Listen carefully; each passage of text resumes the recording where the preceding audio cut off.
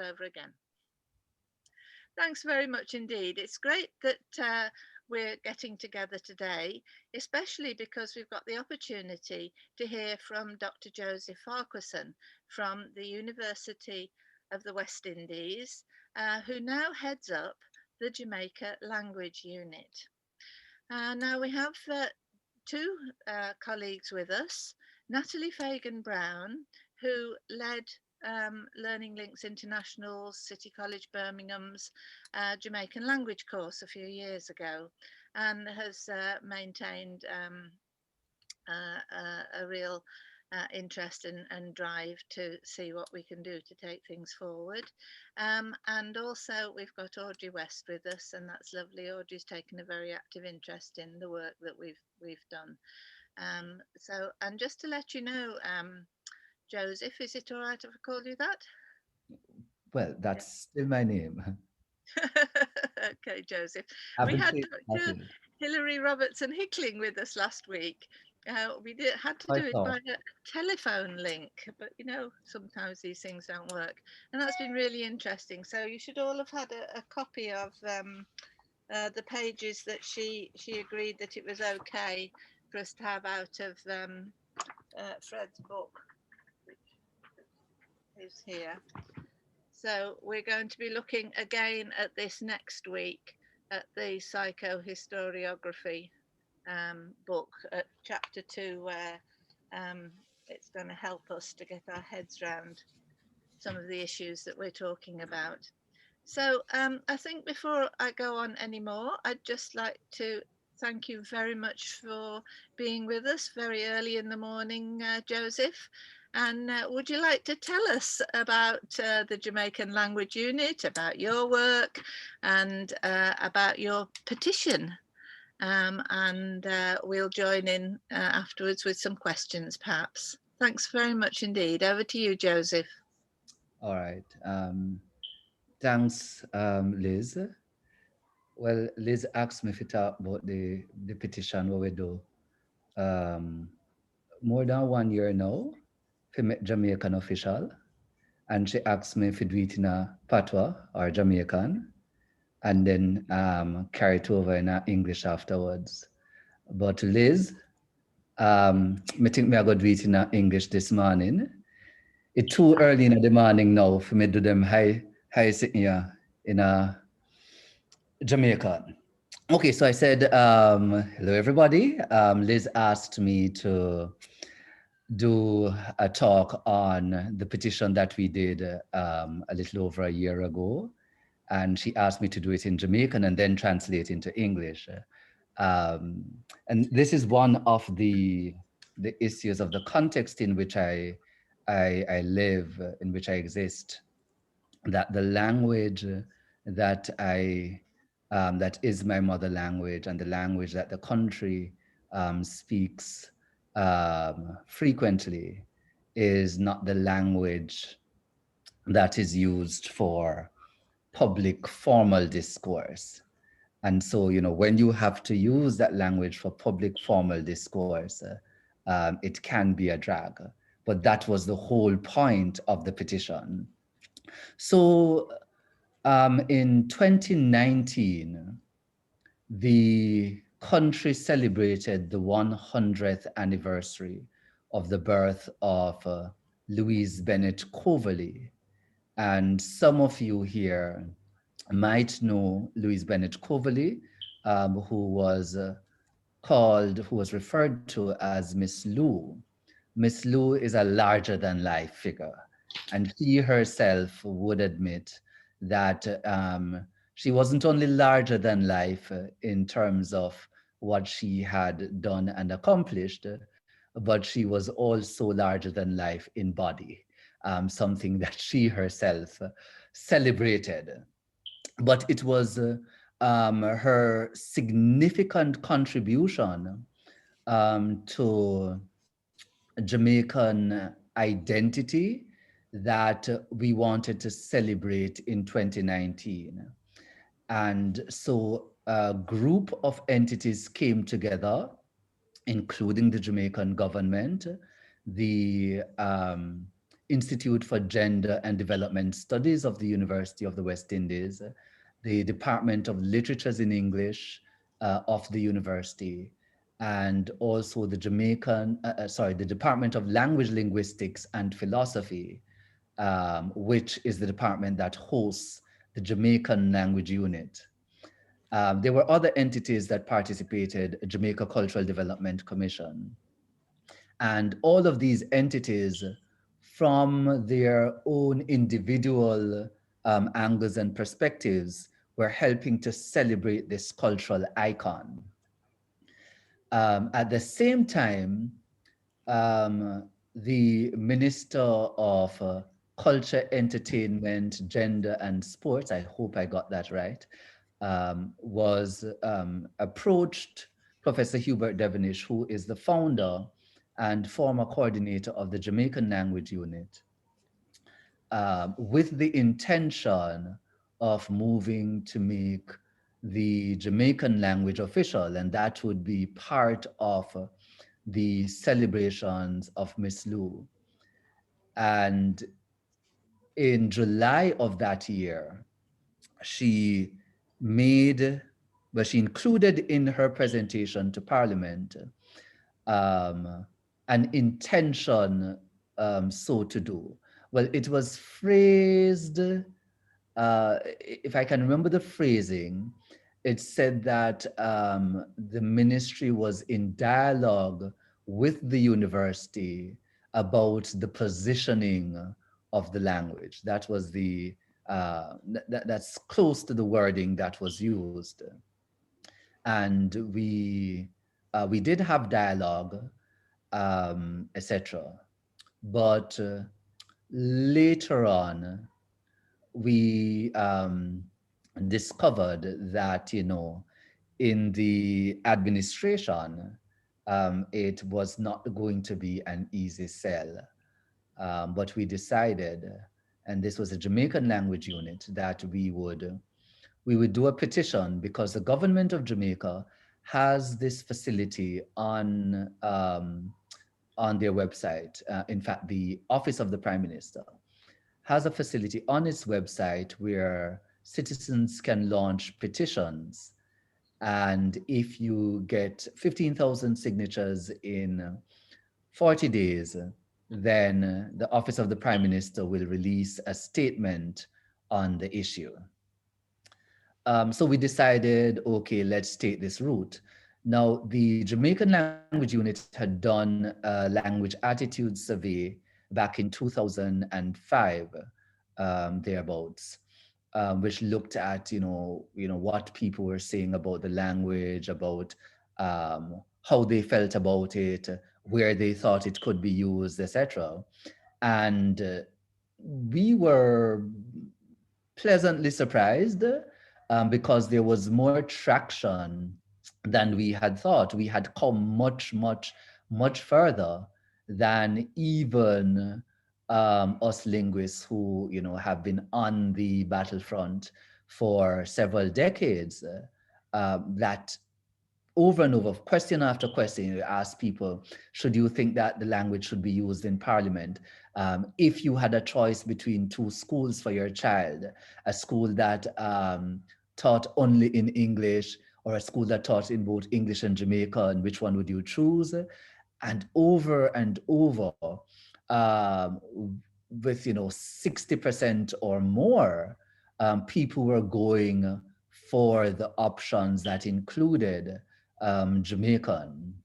And that was a big surprise to us. It meant that we were the population was much more in favor than we had previously thought. And so we thought, okay, let's go for this, because there is a sentiment in the population that they are ready for this. So we pushed ahead, and this was about July, August of the year, with, I think, no experience in the very small team for doing petitions, but we thought we would do it anyway. In our team, we had Professor Hubert Devenish, who I said was founder and former coordinator. We had myself as the current coordinator. We had Nadine McLeod, who is a trained media person. She's also doing a PhD at the Caribbean School for Media and Communication, which is a part of UE.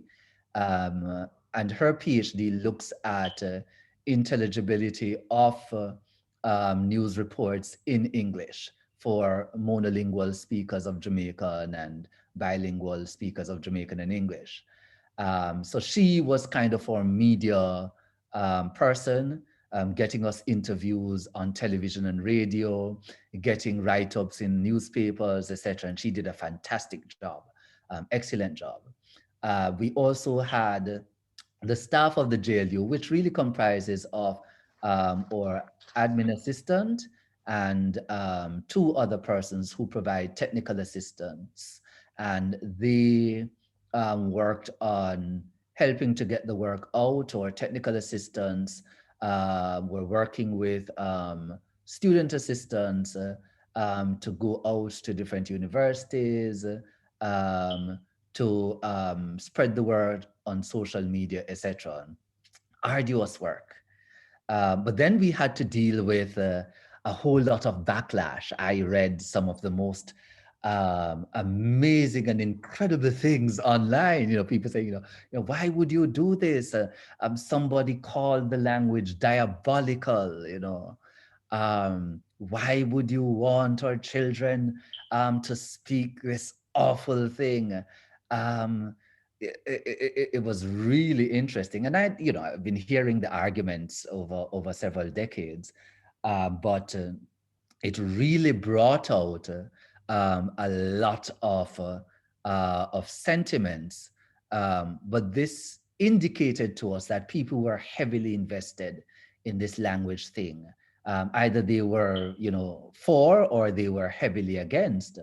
And this is one of the difference between Jamaica and many other English official Caribbean countries, which have a Creole based on English, or even those like St. Lucia that are English official, but have a Creole language based on French.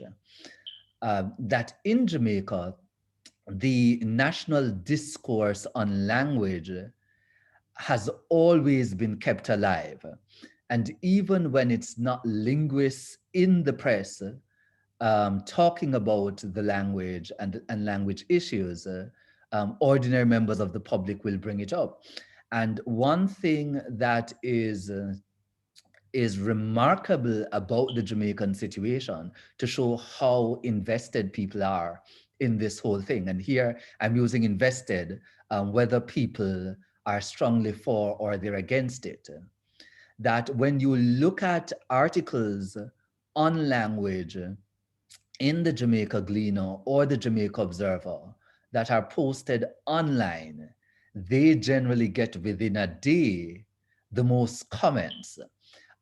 So whether it is an article on, so if you have an article on a government employee embezzling funds, or the inability of the security forces to curb crime and violence, um, they generally don't get as many comments as the language issue. So within a day, you might get 15 or more comments, and then there are sub-comments on those comments, which means that people are interested in language. And I think this is why Jamaica is much further than many of our Caribbean brothers and sisters, where attitudes to the language are concerned. So we put up a good fight. We didn't get the number of signatures that we needed for all sorts of reasons. I think our machinery was pretty green. That's one. So we needed people who knew Petition work and could help us to drive. So we were really kind of making up the song as we went along. So we knew exactly what we wanted to do, meaning why exactly we would want to make the Jamaican language official alongside English, but how you would get people to sign up. And then there was another issue that for the website, people needed not only to sign, but they needed to go to their inbox to click on a confirmation email. And at one point when we asked the ministry, because something had happened to the website, and they went in, I think we had like 4,000 actual signatures, but then another 1,000 to 2,000 people had signed but not confirmed. So there were those sort of challenges too, with getting the signatures in. Um, there, there was another matter too, that Jamaicans, to the extent that they write the language, because the language is seen as primarily an oral language. I think it was the poet Muta Baruka who phrased it in the most perfect way. He said that we speak a language we don't write, and we write a language we don't speak. We speak a language we don't write, that would be the Jamaican language, and we write a language we don't speak, that would be English. So a lot of Jamaicans associate English with writing. This is something you do in the classroom. This is something you do when you have to write a formal letter. But when you want to speak, it's generally Jamaican that is used. Now, when we did the petition, for ideological reasons, and this was my decision and my move, the petition was done in both Jamaican and English, and it used the writing system that linguists propose for writing the language. That system was developed by a linguist called Frederick Cassidy, who is Jamaican born, but migrated in his youth to the US. I think his parents were probably Americans. They migrated, and so he lived the rest of his life in the US and then came back in adulthood to study the language and produced one of the first book length um, descriptions of the language, and then went on to do the first dictionary of the language along with an Englishman called Robert LePage, who was then teaching at UWI, called then the University College of the West Indies. So Cassidy created the system. It's a phonemic system, which means that it tries to use one symbol, and by symbol I mean one letter or combination of letters. So CH would be a symbol. So it uses one symbol to represent one sound, and that is consistent. And that's very different from the English spelling system, where nobody can tell what's going on there. And the beauty of the system is that it can be learned in a matter of hours. You need practice beyond that, but we have taught it to people in a matter of hours. And in fact, we have a workshop coming up on the 15th of February, 8 p.m. Jamaica time, for teaching the language. So it was in this system, and that was a sticking point for many people. Oh, we can't read this, I can't read this. And then you got this kind of alienation, because now there were people who were put off by the system. And I said, okay, is this what they're proposing? I can't read this. And it kind of made them feel dumb that they couldn't read their own language. But we thought, I thought if we were going to do this, my intention wasn't to beguile anybody. I wanted to show them from the get-go what exactly we were proposing.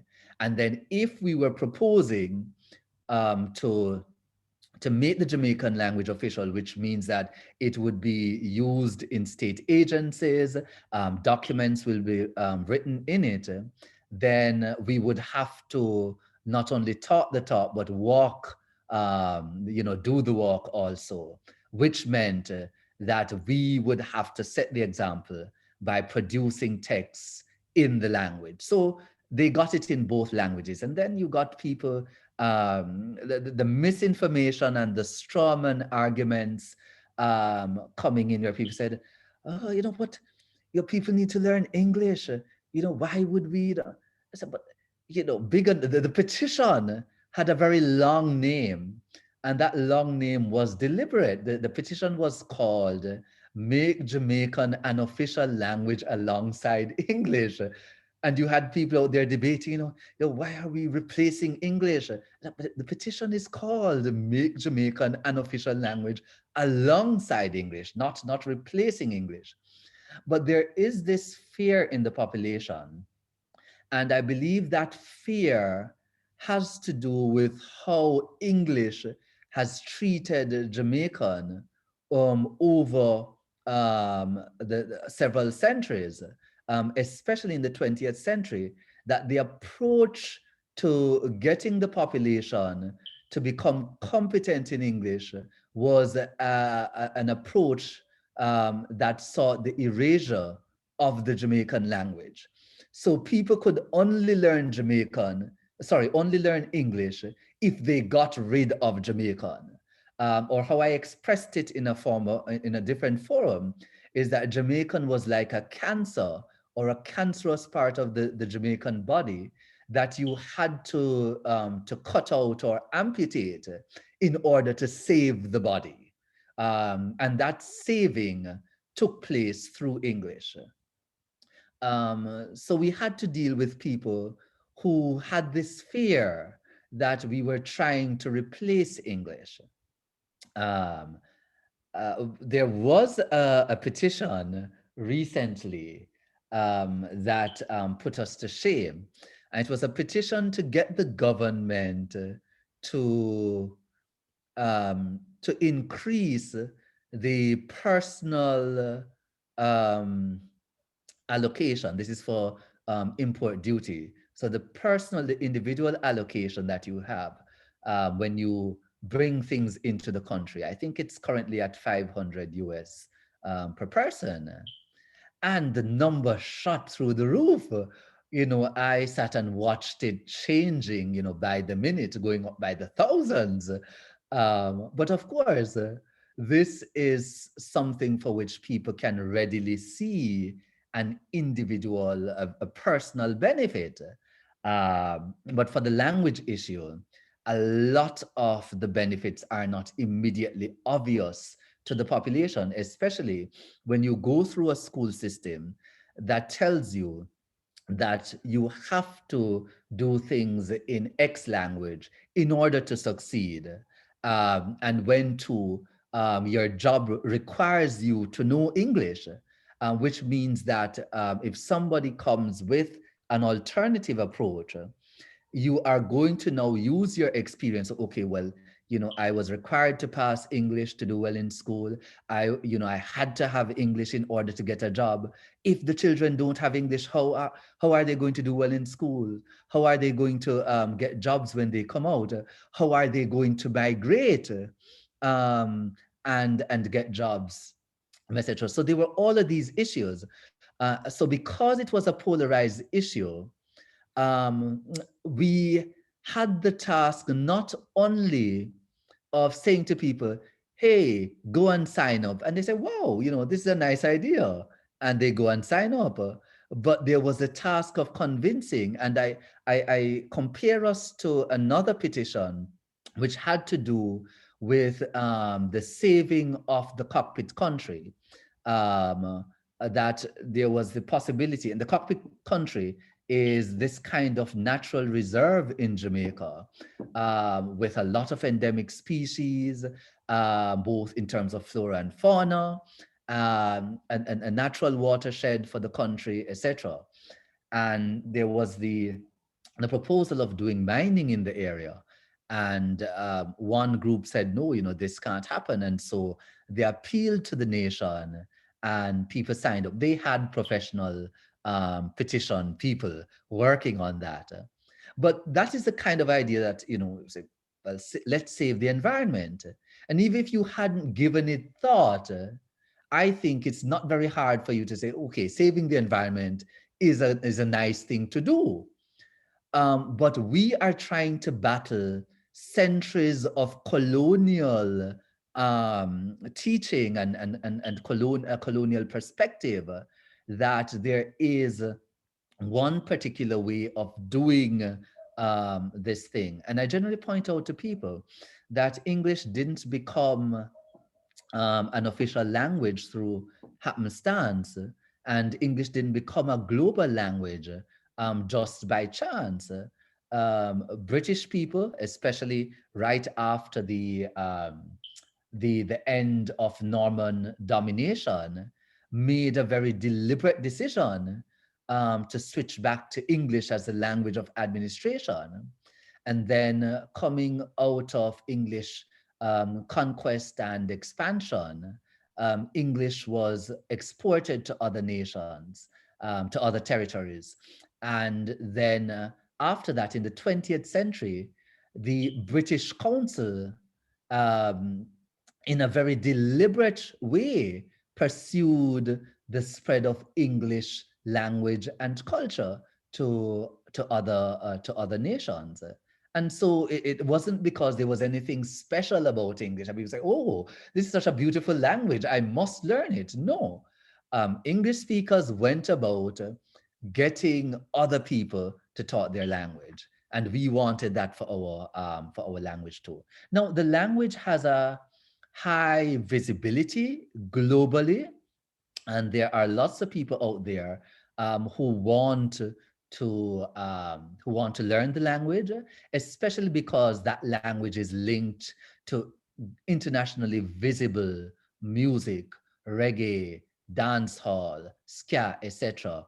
And I see online Dr. Andrea Hollington, a collaborator of mine, and we are in the final stages of putting together uh, a volume which will be published by UE Press. It was accepted for publication to appear soon on contact languages in. Brooks, Yes. I've just been let in to this Zoom meeting, so I'll ring you back. Apologies, Okay. Joseph. Okay. No. I, I, I book. I teach via Zoom, so You yes, understand, we're all yes, learning. yes, it is. So yeah, so that book compiles papers on contact languages in music, so pidgins and Creole languages, and Jamaican accounts for the lion's share of articles in that book, um, either in Jamaica itself or Jamaican abroad, as used by singers in Africa, singers in Europe, in North America, etc. So because of the high visibility of the language, of the music and the culture, Rastafari, etc., the language that goes along with those cultural products is also highly visible. And so it, it's a task really to indicate to the population, especially because of what we have been told about our own language, that it's broken, that it's not good, that nobody is interested in it outside of Jamaica. And, how will you speak to people? And we keep on saying to people, "Oh, look, we are not proposing that we get rid of English. We are proposing that we value what is ours, and that we further develop it. And in any case, there are many people outside of Jamaica who want to learn the language. So how will we talk to people outside? We talk to them in our own language because they're learning it. But for a lot of people, especially for those people who have been reprimanded while they were growing up, who were beaten while they were growing up for speaking their mother language. It is hard to get them to see that it is valuable, and it is something that they do not have to be ashamed to speak. Now, the high points of the petition, three things. One, we had a discussion at the end of the petition on the 10th of December 2019, which is International Human Rights Day. And that session had the opposition spokesman on, was it Justice at the time? And it had one other member of parliament, I can't remember who it was, um, coming in to discuss the language issues. And that person is actually now the leader of the opposition. And so we're hoping to continue that dialogue with him. And he has generally been favorable to the Jamaican language. So that was one good thing that came out of it. Now, I did mention that the purpose of the petition is to get to the office of the Prime Minister to make a comment on it. We really weren't going in for the comment. I mean, you can make a comment and nothing, but it would at least indicate to the government, what the public wanted, and we could use that to get things going. By the way, the Jamaican Language Unit did do a petition before with actual signatures, and I think they did manage to get more signatures. So if you're on the ground, then you get people to sign. But then technology adds another layer into this thing, because you get only a particular segment of the population. But the Prime Minister did release a statement.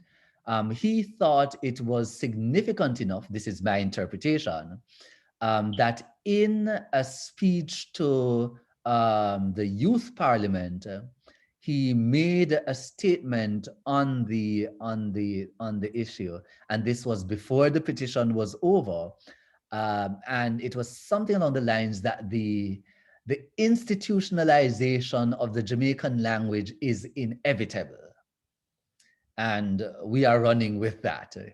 He said it's inevitable, but what we want to do now is to indicate to him that languages don't become institutionalized on their own. Speakers have to do that. And so, we want to have a discussion about how that institutionalization takes place. Education is, of course, the most urgent place to have that done, because a lot of our children in schools underperform, not because they are unbright, not because they are slow, but because the language of the classroom is not the language that they operate in most readily. And they are anecdotal stories, they are studies that show that students do better when they are taught in their mother language. And the Jamaican Language Unit ran a bilingual education project around 2008 in a couple of primary schools. It had the blessing of the government at the time, and students were more motivated to learn. They didn't do worse than those who had instruction only in English, which helped us to prove, or which helped us to counter those people who said, that Jamaican is a hindrance, and that is what is preventing students from learning. And if you taught in Jamaican, it would hold them back. That's not true. And parents became more involved in their children's learning. I keep on repeating one thing that was reported from one of the parents, who said, for the first time, they felt like they could help their child with schoolwork because, of course, it was being done in a language that they themselves understood. So we got the statement from OPM on the inevitable institutionalization, and we'd like to ride with that. Now, a lot of people would like us um, to really hit at getting it in the school system, but that is where we get the most pushback. And so the approach I'm contemplating now is to enter through the door that is open for the language, and this would be the cultural and creative industries. If we can get them on board into approaching the language in a more formalized way, and this would be from having written versions of lyrics in the Cassidy JLU writing system, and hopefully with them coming on board and having a corpus of the language in the writing system, we will gain more traction. And as we gain traction there, then it will open up other avenues in other areas of government, like the judiciary. I forgot to mention that the Chief Justice, I believe it was last year, made a public statement that translation needs to be done. In fact, what he said, we need an app to translate in court, because there are many instances of mistrials or cases where the language of witnesses is not properly recognized, because the language of the Jamaican legal system, justice system, is English. But many defendants and witnesses speak nothing but Jamaican. So you can just imagine how people might respond if they are either monolingual speakers of Jamaican, or they are Jamaican dominant, to questions being posed to them in English and also in legal English, legalese. Um, so because you said that, we are doing work, it's slow work because our resources are limited, in putting together a corpus of Jamaican that could be the basis of doing machine translation. And for that, I'm working with Dr. Andre Coy from the Department of Physics at the University of the West Indies to create that corpus for us to do the natural language processing work that needs to be done. We also have another project. This is myself and Professor Sylvia Cohenberg, who is a professor at UE in linguistics. And we are working with the University of Orléans in France to do the same kind of work. And so we'll see which one comes up with usable stuff first for getting us where we want to be, and that is to provide resources for native speakers of the language, especially when they are in these situations that tend to disenfranchise them because of the language that they speak. So I'll stop there so that people can ask questions and we can fill in based on questions.